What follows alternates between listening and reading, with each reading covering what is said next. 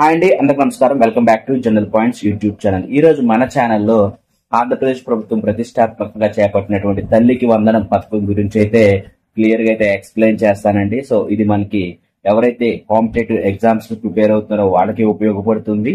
అలాగే ఎవరైతే ఈ తల్లికి వందనం అనేటువంటి ప్రీవియస్ గవర్నమెంట్ లో అమ్మ ఒడి అనేటువంటి పథకాన్ని వీళ్ళు తల్లికి వందనం అనేటువంటి పేరుతో కొన్ని మార్పులు చేసి అయితే తీసుకొచ్చారండి. సో దానికి సంబంధించిన అప్డేట్స్ అయితే మీకు క్లియర్ గా అయితే ఎక్స్ప్లెయిన్ చేస్తాను.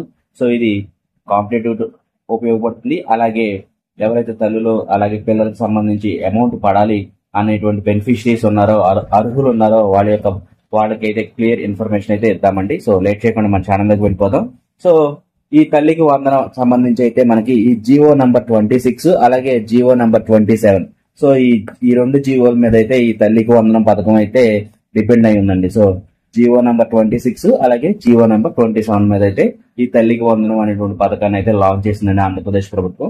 సో ఇది ఎప్పుడు స్టార్ట్ చేసిందంటే ఈ తల్లికి వందనం పథకం అనేటువంటి జూన్ 12 అయితే మన గౌరవ ముఖ్యమంత్రి గారు అయితే నారా చంద్రబాబు నాయుడు గారు అయితే ఈ జూన్ 12 అయితే దీన్ని లాంచ్ చేశారు. చాలా మంది తల్లుల అకౌంట్ లో అయితే అమౌంట్ అయితే పడిపోతుందండి. సో ఈ జూన్ 12 నుంచి సో ఈ జీవో ప్రకారం అయితే అసలు ఎప్పటి వరకు చెల్లిస్తారు మనకి జూన్ 12 నుంచి జూలై 5 వరకు అయితే మనకి ఈ పేమెంట్స్ అనేటువంటివి చెల్లిస్తారు. ఎవరైతే పిల్లల యొక్క తల్లిదండ్రుల్లో తల్లి యొక్క ఆధార్ కి లింక్ అయినటువంటి బ్యాంక్ అకౌంట్ కి అయితే వీరి యొక్క అమౌంట్ అయితే చెల్లిస్తారు.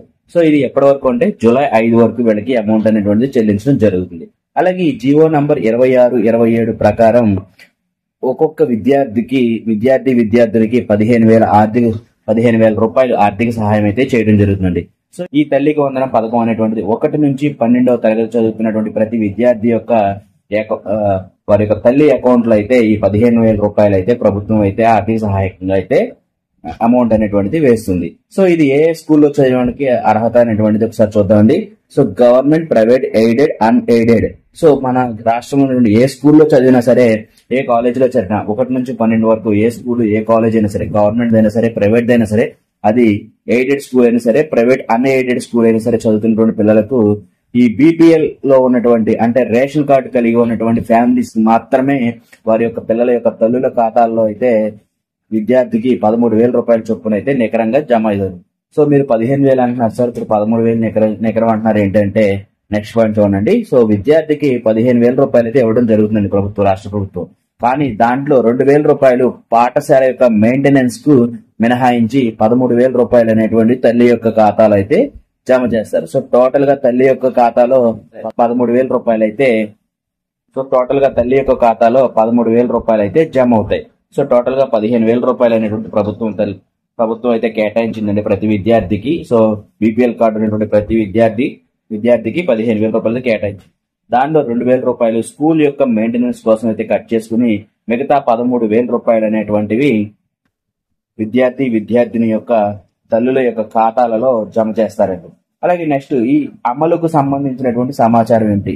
సో మనకి ఇది ఏ సంవత్సరం విద్యార్థులు అంటే ఏ ఎడ్యుకేషనల్ ఇయర్స్ అయితే ఉంటాయి కదండి. సో దానికి సంబంధించి ఏ ఇయర్స్ కి అయితే ఇది ఎలిజిబుల్ ఉందో ఒకసారి చూద్దామండి. సో 2024, 2025 విద్యా సంవత్సరం సంబంధించి ఈ తల్లి వందనం అయితే ఇవ్వరు. సో 2024, 2025 సంవత్సరంలో ఎడ్యుకేషనల్ ఇయర్స్ లో ఉన్నటువంటి వాళ్ళకైతే ఈ సంవత్సరంలో చదువుకున్న వాళ్ళకైతే తల్లికి వందనం ఇవ్వరు. కానీ 2025, 26 విద్యా సంవత్సరం నుంచి 2025, 2026 విద్యా సంవత్సరం నుంచి ఇది ఆరంభం అవుతుంది. సో మనకి ఇది 2025, 2026 హాజరులోని శాతం నిమిత్తం లేకుండా చెల్లించబడుతుంది. సో 2025, 2026 విద్యా సంవత్సరంలో హాజరు నిమిత్తంతో లేకుండా ప్రతి ఒక్కరికి అయితే మనకి ఈ 15,000 రూపాయలు అనేటువంటిది తల్లుల అకౌంట్ లో అయితే జమ చేస్తారు. సో జమ చేసేది 15,000, కానీ 2,000 రూపాయలు అనేటువంటిది స్కూల్ మెయింటెనెన్స్ తీసుకుంటున్నారు. టోటల్ గా 13,000 అనేటువంటి తల్లి అకౌంట్ లో అయితే జమ చేస్తారు. సో ఇదేంటంటే 2025, 2026 విద్యా సంవత్సరంలో హాజరుతో నిమిత్తం లేకుండా మనకి ఈ 13,000 రూపాయలు తల్లి అకౌంట్ లో అయితే జమ చేయడం జరుగుతుంది. సో అసలు ఈ పథకం పొందాలంటే అర్హతలు ఏం కావాలండి? సో మనకి ఈ తల్లికి వందనం పథకం విద్యార్థులు పొందాలంటే అర్హత ఏం కావాలి అన్నారు. సో 2024, 2025 75% హాజరు ఉన్నవారికి అదే విద్యార్థి 2025, 2026లో తల్లికి వందనం పథకానికి అర్హులవుతారు. సో మనకి 2024, 2025లో విద్యార్థులు 75% హాజరు ఉండి 2025-2026కి తల్లి వందన పథకానికి అయితే అర్హులుగా కేటాయించబడతారు. నెక్స్ట్, కుటుంబంలో ఎవరికైనా సరే రేషన్ కార్డు ఉండాలి. వైట్ రేషన్ కార్డు అనేటువంటిది ఉండాలి. సో ఈ వైట్ రేషన్ కార్డుని బేస్ చేసుకునే మనం బీపీఎల్ కింద అయితే వాళ్ళని కేటగరైజ్ చేస్తామండి.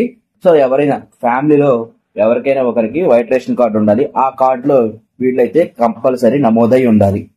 అలాగే నెక్స్ట్ వచ్చేసి యూడైస్ లో data head of the institution వారు కరెక్ట్ చేసి ఎన్ష్యూర్ చేసి ఉండాలి.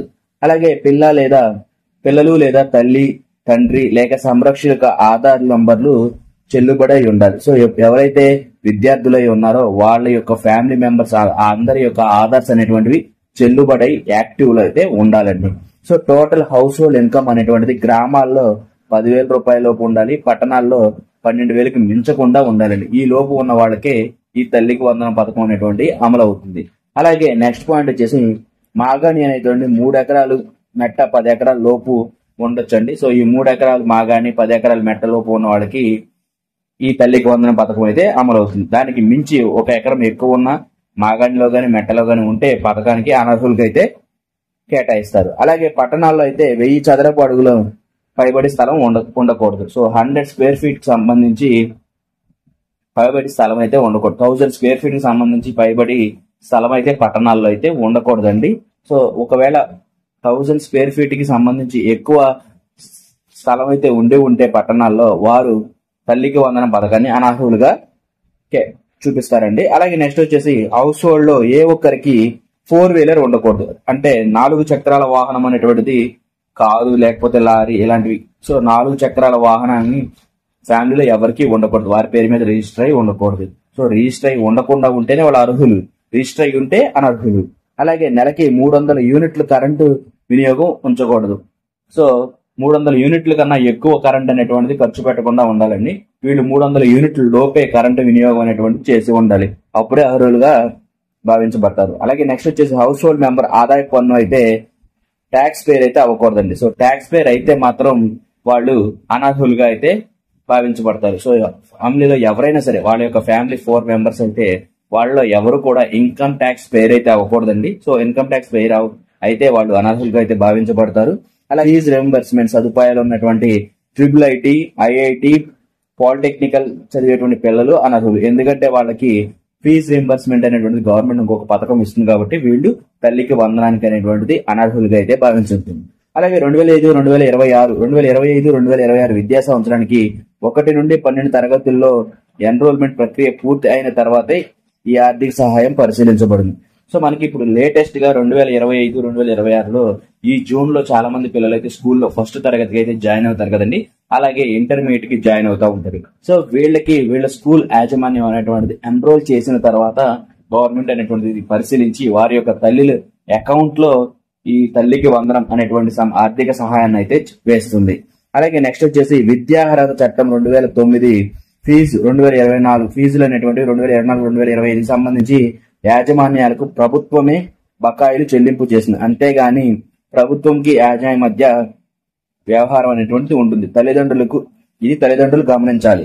సో ప్రభుత్వమే యాజమాన్యాలకు అంటే స్కూల్ యొక్క మేనేజ్మెంట్ కి ఫీజు అనేటువంటిది కడుతుంది. సో ఇది తల్లిదండ్రులు గమనించాలి. అంతేగాని తల్లిదండ్రులకు ఎటువంటి సంబంధము లేదు. ఏ సంవత్సరం ఫీజు అండి? 2024-2025 విద్యార్హతకు సంబంధించి అయితే విద్యా సంవత్సరానికి సంబంధించి 2024-2025 విద్యా సంవత్సరానికి సంబంధించి యాజమాన్యానికి ఫీజు కట్టేటువంటి బాధ్యత ప్రభుత్వానిదే. ఇది ప్రజలు తెలుసుకోవాలి. కంపల్సరీ తల్లిదండ్రులు గమనించాలి. దీనికి ఎటువంటి బాధ్యత తల్లిదండ్రులకు లేదు, ప్రభుత్వానిదే పూర్తి బాధ్యత అనేటువంటి ఇక్కడ మనకి ఇన్ఫర్మేషన్ అయితే ఇచ్చారండి.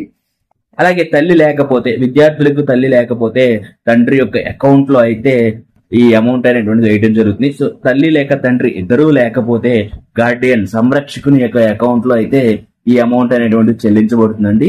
సో అనాథ పిల్లలకి అయితే మాత్రం కలెక్టర్ గారి చేత చెల్లించబడుతుంది, జిల్లా కలెక్టర్ గారి చేత చెల్లించబడును. అలాగే ఈ జీవో నంబర్ 27 లో పేర్కొన్నటువంటి షెడ్యూల్ ప్రకారం జూన్ 12 నుంచి 28 వరకు అర్హులైన తల్లులు తండ్రులతో విద్యార్థుల యొక్క జాబితా తయారు చేసి 1 నుండి ఇంటర్ వరకు చదువుతున్నటువంటి విద్యార్థుల తుది జాబితాను జూన్ 30న గ్రామ వార్డు సచివాలయాల్లో పబ్లిష్ చేస్తారు అంటున్నారండి. సో నేను ఆల్రెడీ ఇందాక చెప్పాను 1 నుంచి 12 వరకు లేటెస్ట్ గా జాయిన్ అయిన వాళ్ళ యొక్క డీటెయిల్స్ అనేటువంటి స్కూల్లో ఎన్రోల్ చేసిన తర్వాత వారి యొక్క అమౌంట్ అనేటువంటి ప్రభుత్వం అనేటువంటి పరిశీలించి వారి యొక్క తల్లులు లేదా తండ్రుల యొక్క అకౌంట్లు అయితే వేస్తారు. వేసి వీటి యొక్క ఎలిజిబుల్ లిస్ట్ అనేటువంటిది గ్రామ వార్డు సచివాలయాల్లో అయితే ప్రదర్శిస్తారండి. సో ఈ పబ్లిష్ చేస్తారు గ్రామ వార్డు సచివాలయాల్లో. అలాగే నెక్స్ట్ వచ్చేసి జూలై 5న తల్లికి వందనం పేరుతో ఆర్థిక సహాయం తల్లుల బ్యాంకు ఖాతా జమ అవుతుంది. సో జూలై 5 వరకు కూడా ప్రతి తల్లి యొక్క అకౌంట్ లో అమౌంట్స్ అనేటువంటివి పడుతూనే ఉంటాయండి. సో ఎవరైతే ఫస్ట్ ఈ జూన్ 12 నుంచి సో జూన్ 12 నుంచి జూలై 5 వరకు అమౌంట్స్ అనేటువంటివి పడుతూనే ఉంటాయి. తల్లిదండ్రుల యొక్క ఆధార్ లింక్ అయినటువంటి ప్రతి తల్లి యొక్క అకౌంట్ లో అయితే అమౌంట్ అనేటువంటి పడుతూనే ఉంటుందండి. సో స్కూల్ యాజమాన్యం పంపించిన లిస్టు ప్రకారం. అలాగే సొంతగా తల్లికి వందనం పేమెంట్ స్టేటస్ చెక్ చేసినటువంటి ప్రాసెస్ ఏంటి? సో అమౌంట్ అయితే వేస్తానంటున్నారు. సో మనం స్టేటస్ ఎలా చెక్ చేసుకోవాలి అనేటువంటిది అయితే అందరికి లేటెస్ట్ గా వచ్చినటువంటి డౌట్ అండి. సో ఇది లేటెస్ట్ గా వచ్చిన అప్డేట్ కూడా. సో మనం వీడియో చేసేటానికి అప్డేట్ ని యాక్సెస్ చేయడం అనేటువంటిది చాలా ఇంపార్టెంట్ గా చెప్పదలుచుకున్నాను. సో మనకి ఏంటంటే కొంతమంది మాకు అమౌంట్ ఇంకా పడలేదు అన్నారు, కానీ మనకి జూలై 5 వరకు ఛాన్స్ ఉంది కదా. సో ఆ స్టేటస్ ని ఎలా చెక్ చేసుకోవాలి ఏంటి అని అంటే తల్లికి వందనం అప్లికేషన్ స్టేటస్ పేమెంట్ స్టేటస్ అనేది సొంతంగా తెలిసినందుకు నేరుగా ప్రభుత్వం మనకు ఒక లింక్ అయితే ఇచ్చిందండి. సో దాంట్లో ఏంటంటే ఆ స్కీమ్ పేరు వచ్చేసి తల్లికి వందనం. సో ఇది ఏ ఇయర్ కి పే చేస్తుంది? 2025, 2026. సో తల్లి లేదా తండ్రి సంరక్షణ ఆధార్. సో మనకి ఎవరైతే తల్లి అకౌంట్ అయితే తల్లి, లేదా తల్లి లేకపోతే తండ్రి అకౌంట్, సో తల్లిదండ్రులు ఇద్దరు లేదు గార్డియన్ సంరక్షణ అకౌంట్ యొక్క వారి యొక్క ఆధార్ ని యుఐడి, సో ఆధార్ ని తీసుకుని వాళ్ళు ఆ సైట్ లో అయితే మనకి కింద ఒక లింక్ ఇచ్చారు కదండి. సో ఈ లింక్ లో అయితే క్లిక్ చేసి వాళ్ళ యొక్క ఆధార్ అయితే ఎంటర్ చేయాలి. సో ఆధార్ కి ఎంటర్ చేసిన తర్వాత మనకి ఆధార్ రిలేటెడ్ నంబర్ కి ఓటీపీ వెళ్తుందండి. సో ఆ ఓటీపీ ఎంటర్ చేస్తే మన యొక్క ప్రాసెస్ డీటెయిల్స్ అనేటువంటిది, స్టేట్మెంట్ అనేటువంటిది ఎంతవరకు ఉందనేటువంటిది, స్టేటస్ అనేటువంటిది క్లియర్ గా అయితే మనకి తెలుస్తుందండి. సో ఈ విధంగా అయితే చెక్ చేసుకోవచ్చు. ప్రతి తల్లి యొక్క ఈ తల్లికి వందనం అమౌంట్ యొక్క స్టేటస్ అనేటువంటి చెక్ చేసుకోవచ్చు. సో ఈ లింక్ అనేటువంటిది మీకు డిస్క్రిప్షన్ లో అయితే మీకు ఇస్తాను. సో ఎవరైతే తల్లికి వందనం స్టేటస్ అయితే అప్డేట్ తెలుసుకోవాలి అనుకుంటున్నారో వాళ్ళైతే ఈ లింక్ ద్వారా అయితే ఆధార్ నంబర్ తో ద్వారా లింక్ అయ్యి ఓటీపీ ఎంటర్ చేసి అయితే తెలుసుకోండి. Thank you very much. ఇప్పటి వరకు మన వీడియోని మీరు ఓపిక్ గా విన్నందుకు. జై హింద్.